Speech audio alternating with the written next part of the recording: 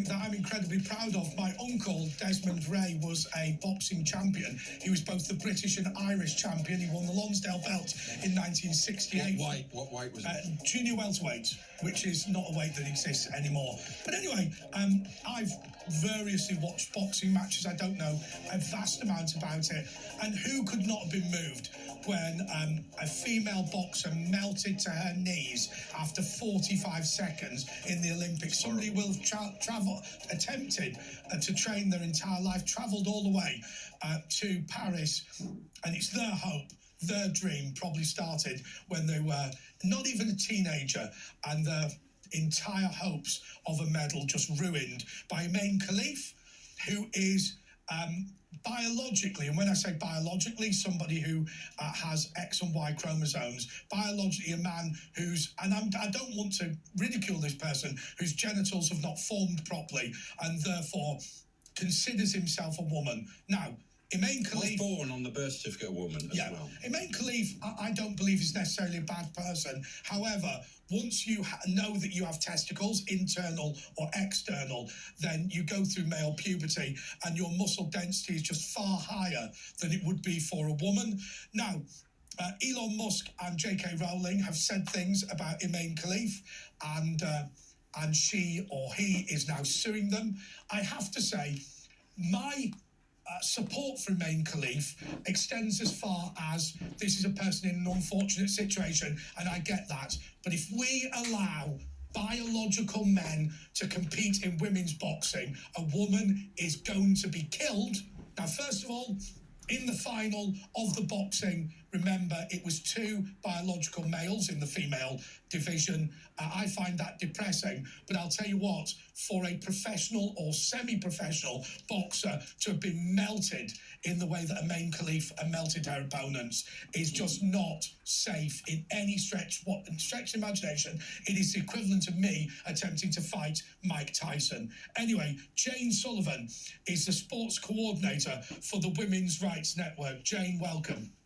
Thank you. Thank you for having me on. So it's look, great to see you. I genuinely have a great deal of sympathy with Imane Khelif, and I think that, she or he, depending on which way you want to look at it, was right to compete in women's sports as long as she believed she was female. But I think when she realised that she wasn't, I think it then becomes abusive. Now, I feel sorry for her, but actually, I feel much more sorry for somebody who, for a woman to attempt to box a man is a waste of time, and therefore it's very dangerous. The winning of these medals proves nothing, Jane. Well, I'm glad that you mentioned the women that came into the boxing ring with the 2 men at Paris, because very few commentators have actually thought to think about the incredible courage that those women had to have, knowing that they were possibly stepping into a ring with a male. That those women, you've got to say they had so much guts. In all of this, it's been an utter safeguarding failure on the part of the IOC. If there was any suspicion that there was a possible couple of men in the boxing, someone should have put their hand up and said, oh, hang on, we might be wrong about this. Well, they did put their hand up, didn't they? Because we're right.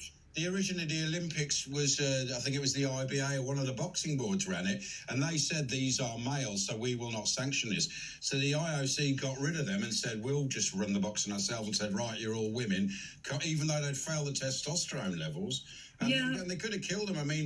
When does it become actual? When should the law get involved? Because in football, if you kick someone on a pitch, obviously you don't get done. But if you break someone's leg, a copper can come on the pitch and arrest you. So if a bloke kills a woman, which will happen. Men kill men, so it probably might have happened already. But when that happens, there's going to be a whole legal situation which should finish this whole. Well, there could potentially be a legal situation anyway, because effectively the IOC have sanctioned male violence against women, and not just sanctioned it; they've shown it on a global audience at the biggest sporting event. Well, they're giving medals for domestic abuse, aren't they? You want the gold for domestic abuse. Jane, what upsets me is it becomes deeply what we used to call in debating truistic. Right. If you are having a competition for who are the fastest, who are the strongest, who are the tallest, who have the best muscles, who can throw the first of any woman, and you include women with internal testicles, or you claim that people with internal testicles are women, they will win everything.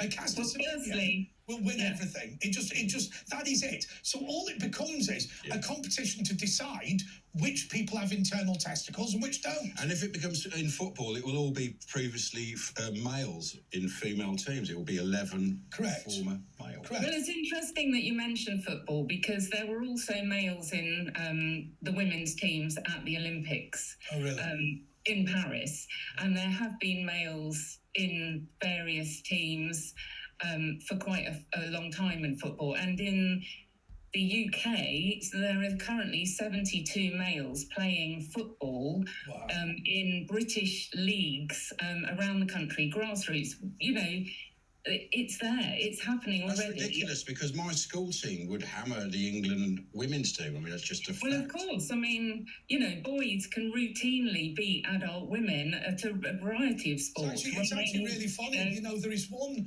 that you do see, because girls start puberty earlier, you do see in the under 11s and under 12s, you do regularly see it shift in the other direction. But there's no doubt that when you hit puberty, the way that your body strengthens, the fact that girls do it first means they will beat boys when they're maybe 10, 11 years old.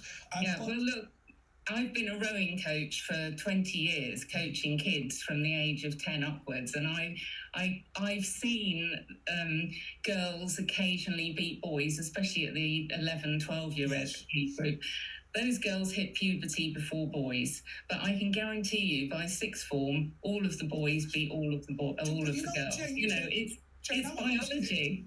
Jane, I want to ask you about you, and you know, we always talk about other people, but you know, you're people like you who I think are standing up for sports, who, you know, I don't imagine you ever went into sports thinking, I'm going to be a campaigner. You were just interested in your sport and caring about the young people that you work with. How does it feel to be castigated in the way that people like you are being castigated?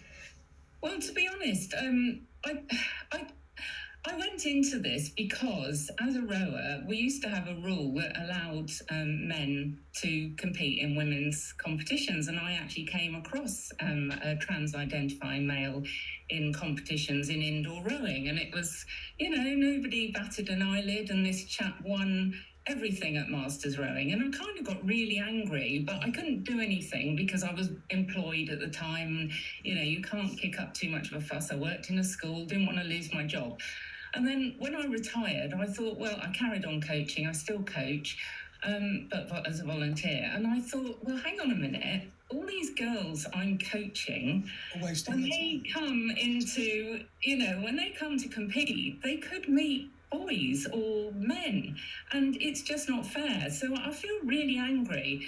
The thing about you know, we've had a thing this week with Laura Woods being completely ripped into by people online because she happened to say that she read an article in the Telegraph by Oliver Brown and said, yeah, good article. It was a great article. I read What's the gist of the article?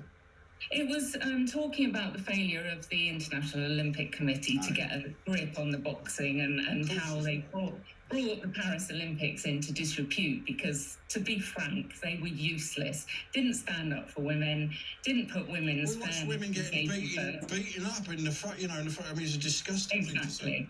So Oliver had written a really good, well-balanced article looking at both sides, you know, at all angles, but basically did say the IOC have failed, which they had, failed terribly. So Jane, let me ask you my next question, because I saw